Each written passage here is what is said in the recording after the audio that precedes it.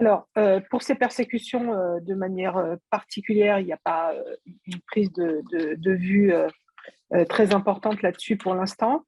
Cela dit, je ne suis pas au Parlement, donc c'est un peu plus compliqué. Par contre, ce que je peux dire, c'est que il y a quand même une prise, enfin, comment dire, une impression générale qui fait que j'ai l'impression que le Parlement européen euh, bouge un peu sur tout ce qui s'est passé et comptabilise quand même cette année qui est quand même l'année la plus meurtrière depuis longtemps.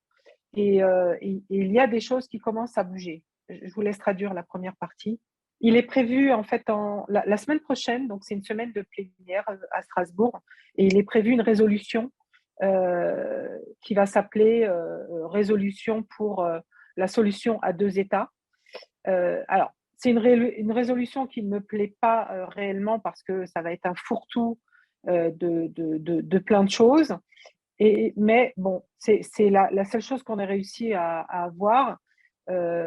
Donc, on est content parce qu'on va mettre un focus et on va effectivement, vu que c'est la semaine prochaine, pouvoir parler et ajouter à la liste de choses qui se passent, ce qui se passe sur la mosquée El-Aqsa. Moi, ce que j'ai peur pour cette résolution, enfin, je sais que ça va être une lutte dans tous les groupes politiques et que ça va être vraiment très violent dans les groupes politiques, parce que déjà, juste les quelques discussions qu'on a depuis un mois sont très violents.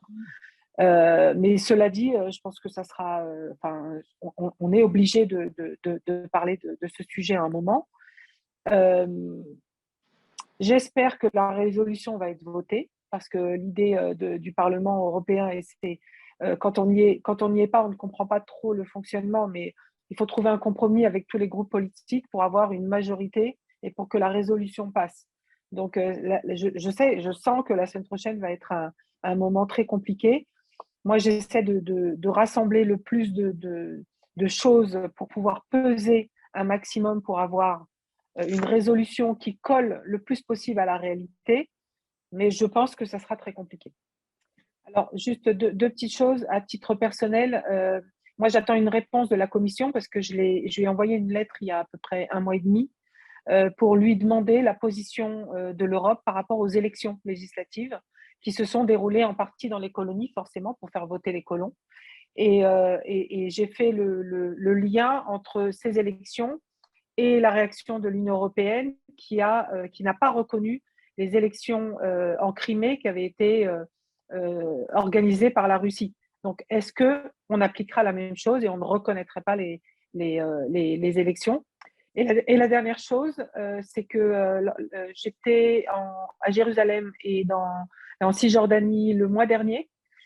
J'étais invitée par une ONG et une ONG européenne. Et notre bus a été attaqué un soir en sortant du village de Taïbé.